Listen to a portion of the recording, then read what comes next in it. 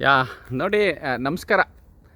ನಾನು ಈಗ ಈ ಒಂದು ವಿಡಿಯೋನಲ್ಲಿ ನಿಮಗೆ ತೋರಿಸೋಕ್ಕೆ ಇಷ್ಟಪಡ್ತಾ ಇರ್ತಕ್ಕಂಥದ್ದು ಏನಂತಂದರೆ, ಒಂದು ಸ್ಕೇಲ್ ಇನ್ಸೆಕ್ಟು ಬಂದರೆ ಕಾಳುಮೆಣಸು ಗಿಡ ಏನಾಗುತ್ತೆ ಅಂತ ನೋಡಿ. ಇದು ಈ ಎಲೆನಲ್ಲಿ ಹಿಂದೆಗಡೆ ಒಂಥರ ಇಟ್ಟು ತಿಗಣೆ ಥರ ಹಿಂಗೆ ಅಂಟ್ಕೊಂಡಿರ್ತದೆ.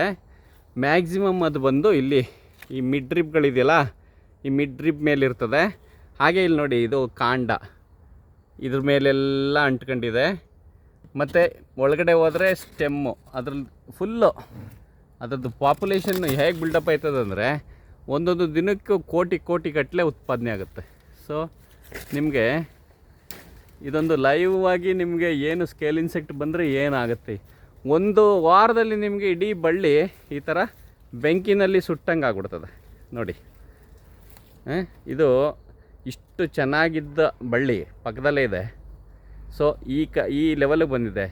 ಇದು ನಮಗೆ ಇದ್ದರೂ ಕೂಡ ಗೊತ್ತಾಗಲ್ಲ. ಈ ಬರ್ನಿಂಗ್ ಸಿಮ್ಟಮ್ ಬರೋ ತನಕ ಕೂಡ ನಮಗೆ ಬಳ್ಳಿನಲ್ಲಿ ಈ ಥರ ಒಂದು ಇನ್ಸೆಕ್ಟ್ ಬಾಧೆ ಇದೆ ಅಂತೇಳಿ ಗೊತ್ತಾಗಲ್ಲ. ಈಗ ನೋಡಿ, ಇದು ಇಲ್ಲಿ ಮೇಲೆ ತೋರಿಸ್ತೀನಿ. ಈ ಥರ ನಮಗೆ ಮೇಲೆ ನೋಡುವಾಗ ಈ ಥರ ಕಾಣಿಸುತ್ತೆ ನೋಡಿ. ಈಗ ಇನ್ನೂ ಕ್ಲಿಯರ್ ಆಗಿದೆ. ಸೊ ದಯವಿಟ್ಟು ಇದು ಎಲ್ಲಿ ಏನು ಬಯಲುಸೀಮೆನಲ್ಲಿ ಮಾಡ್ತಾರೆ, ಎಲ್ಲಿ ನಮಗೆ ಬಿಸಿಲು ಪ್ರದೇಶ ಜಾಸ್ತಿ ಇದೆ ಅಂಥ ಕಡೆಯೇ ಇದ್ರ ಬಾಧೆ ಜಾಸ್ತಿ ಆಗುವಂಥದ್ದು. ಸೊ ಇದಕ್ಕೆ ಇಮ್ಮಿಡಿಯೇಟಾಗಿ ನಾವು ಕಂಟ್ರೋಲಿಂಗು ಯಾವುದಾದ್ರೂ ಸಿಸ್ಟಮಿಕ್ ಇನ್ಸೆಕ್ಟಿಸೈಡ್ನ ಹೊಡ್ಕೊಂಡ್ರೆ ಆಗುತ್ತೆ. ಸೈಪರ್ಮೆಥ್ರಿನ್ ಬೇಸ್ಡ್ ಆದರೂ ಕೂಡ ಪರವಾಗಿಲ್ಲ. ಇಲ್ಲ ಆಮ್ಲ, ಅದರಲ್ಲಿ ಸೈಪರ್ಮೆಥ್ರಿನ್ ಇರ್ತದೆ, ಅದನ್ನು ಹೊಡಿಬೋದು. ಇಲ್ಲ ರೋಗರ್ ಕೂಡ ನಾವು ಹೊಡೆಯೋದ್ರಿಂದ ಕಂಟ್ರೋಲ್ ಆಗುತ್ತೆ. ಆದರೆ ಒಂದು ರೌಂಡ್ಗೆ ಆಗೋಲ್ಲ, 3 ರೌಂಡ್ ಹೊಡಿಬೇಕಾಗ್ತದೆ. 20-25 ದಿನ ಗ್ಯಾಪ್ನಲ್ಲಿ ಹೊಡೆದ್ರೆ ಒಳ್ಳೆಯದಾಗ್ತದೆ. ಧನ್ಯವಾದಗಳು.